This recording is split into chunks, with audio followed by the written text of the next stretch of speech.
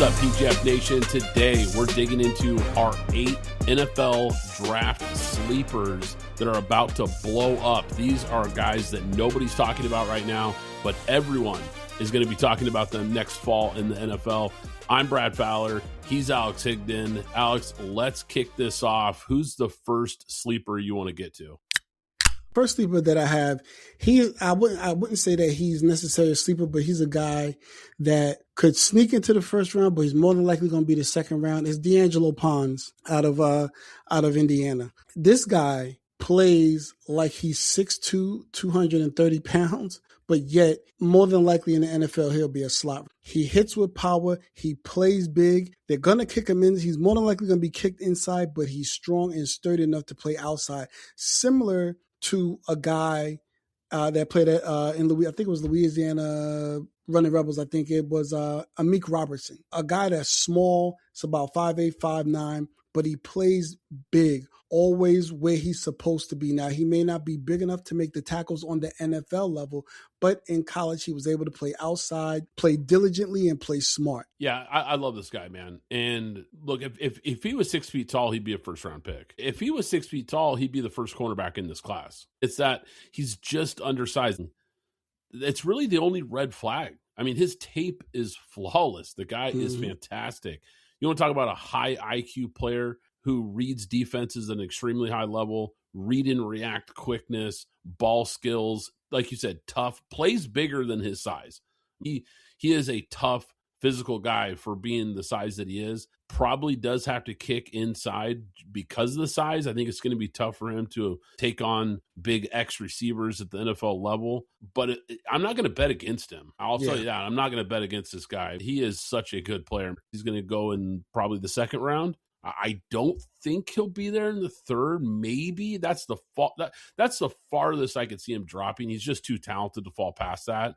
But he's probably going to go in the second and probably end up being a steal in the second round. So, that's the thing about these draft sleepers, Alex, is you don't have to be a 6th, 7th round pick to be a sleeper, right? There's a lot of day 2 guys, day 3 guys that look, if you have a first round grade on a second round player, to me, that's still considered a sleeper.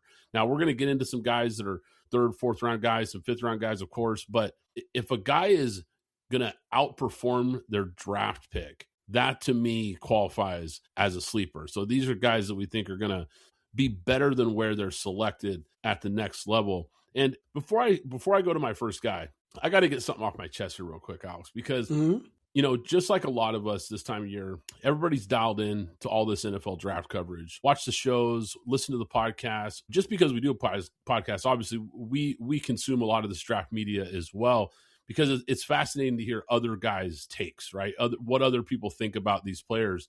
It's always fascinating. And I'm not trying to take shots at any one in particular, but I just have to say that there's a lot of these NFL shows and NFL podcasts that just cover the NFL. And then draft season rolls around and they like to parachute into draft season when they didn't watch any college football all year long. And they're going to pretend like there's some draft analyst now because they cover the NFL. They think they know all this stuff about these college guys. It kind of bugs me, Alex. If I'm being honest, I just had to get that off my chest because look, this show at PGF, we watch college football just like we watch the NFL. This is one of the few shows that you can find out there where we cover NFL and college football. And I think it makes us more qualified than most to talk about the NFL draft. Well, and look, we watched all these guys play on Saturday. We know these guys. We covered these guys, right? I just feel like it gives us an edge over a lot of these other podcasters out there. So I just had to get that off my chest here. So I'm going to give you guys a sleeper that I really like. The more I watch this guy, the more I'm just falling in love with this guy's tape. Ario Davis, cornerback out of Washington. This is a big physical corner, long arms, good speed, 4.4 40. He's a guy who's a willing, efficient tackler, good in coverage. I think he's a late day 2, probably early day 3 guy. So I'm thinking maybe 3rd, 4th round is where this guy's going to go off the board. 33-inch arms. He can squeeze those throwing lanes and make throwing lanes disappear for quarterbacks. Good closing speed, nice burst. He's a big-time athlete. And when you're talking about a guy with size, length, and speed at corner, Those are the kind of guys that I'm circling here. Teams that run those heavy zone press man coverages, he's going to be a guy that they're going to absolutely love. So remember the name Takario Davis, because when you're talking about a guy who's got big time athletic ability and size to play the position, those are the guys I love in day 2, day 3 that I think could be a steal in this draft. All right, Alex, who's next on your sleeper list? Okay, now who's next on my sleeper list is actually my favorite player on my sleeper list, even though I didn't start with him number one. Okay, let's go. A guy who's 5'8", 220 pounds, runs a 4.5. His name is Jonah Coleman, running back from Washington. This guy is all about toughness, and he's also big enough to handle the full load, being the lead back. Should they find it necessary to put him in as a lead back, he can handle that as well. Now, what I will say is his weaknesses are he can't go left to right is not his strength. His strength is north and south. That's it. He's either going forward or he's going backwards. He's not going to outrun anybody, but he's going to fall, or he's always going to fall forward. And when he gets to moving, he's going to punish and run over a few people as well. Now, what I saw from him at Washington, when you watch him at Washington, he did get better at some of his lateral movements, but don't look for him to be Reggie Bush. Look for him to be, and I say this name with tongue-in-cheek, be Jerome Bettis. Just go straight forward. He's just going to go straight forward through the hole. See hole, run through hole, get through hole. That's going to be his job. That is what he'll do. And also, he can catch a little bit too. I believe he had 31 catches this past season at Washington. Yeah, I mentioned this guy on an earlier episode. I think I described him as a sawed-off shotgun. He's just this tough, kind of hard-nosed, like you said, downhill runner, physical, kind of a throwback, right? Between the tackles, smash mouth type of runner. And I mentioned this once again on another pod, but doesn't he just feel like a Detroit Lions running back? He just feels, I mean, like, I know they have Gibbs, right? And I think that's part of why I like him there, because they lose David Montgomery, and Montgomery was a little more of their traditional physical between the tackles guy. Jahmyr Gibbs was kind of the change of pace, speedy home run hitter. It feels like they need to replace some of that physical hard-nosed running. I just think this guy in the mid rounds, like we're talking about here, a little bit of a sleeper player here, he just feels like a lion, just tough, smash mouth, one of those guys that I think he fits the culture and what they're looking for at that position. Right. And then I believe they did sign Isaiah Pacheco, if I'm not mistaken. I believe they did sign Isaiah Pacheco. However, Isaiah Pacheco is this similar style runner that he's just a lot energetic, lightning through the hole. And if he breaks free, look out. Yeah. Physical, tough. Because I think that's what they're looking to replace. To that point, Pacheco, I think they're trying to find somebody to kind of replace some of that tough running, that to give that compliment to Jahmyr Gibbs. Here's a guy that I really like, Alex, another sleeper here. Mm-hmm. Sam Hecht, center out of Kansas State. 2-time all Big 12 selection, really high football IQ, calls out all the protections, gets everybody lined up. A guy who dominated at the Senior Bowl, was really, really good in the one-on-one drills, elite pass protection. Get this, 0 sacks allowed and only 1 quarterback hit over his last 2 seasons in college. This guy is really good in pass pro.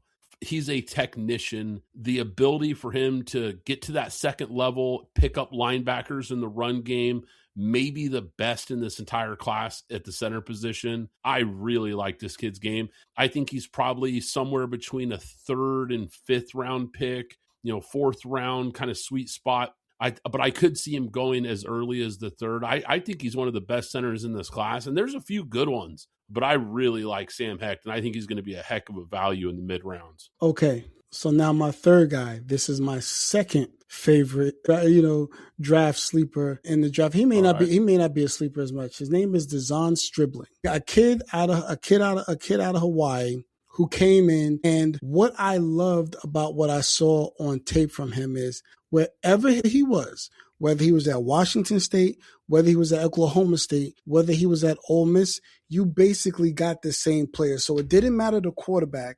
It didn't matter the school, going from the East Coast to, I guess, down to the South. It did not matter. You got the same guy every single year. Now, he's a fifth-year senior. He did get hurt his junior year. He got hurt at Oklahoma State. But he's consistently giving you, well, at least as a sophomore, he gave you 600 yards. But then as a junior and a senior, he gave you 800 and 800 yards and six touchdowns every single year. This is a guy that I can see. And let's not forget to mention he's 6'2" and ran a 4.36 as well. So this is a guy that's simply going to be that guy that's going to be the same guy every year. He may not be getting you 1,500 yards, but if you're looking for a guy that's going to give you 800 to 1,000 yards and give you 6 to 8 touchdowns every year, Deshaun Stribling is your guy. Quick shout out to our friends at Props.Cash, the best player prop research tool in the game.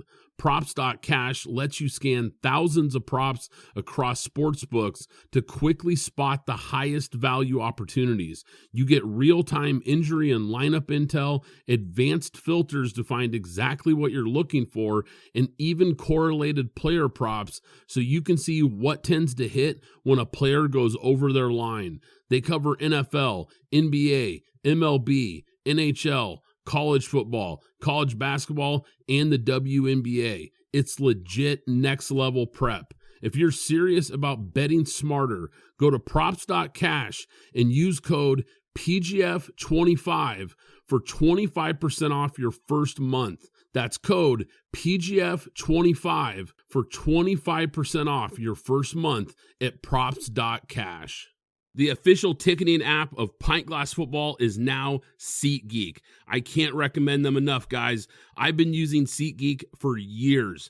You want to go to a game this season? SeatGeek is here to take the confusion out of buying tickets, making sure you get the best seats at the best prices. With SeatGeek, you'll never have to worry about overpaying for tickets again. How? They put a 0 to 10 score on each ticket, so you know you're getting a good deal. But here's the real game changer. You can get $20 off your first ticket purchase with the code PGFPOD. That's right, $20 off with code PGFPOD. This season, make every game day epic with SeatGeek. Download the SeatGeek app and remember to enter the code PGFPOD to grab your $20 discount.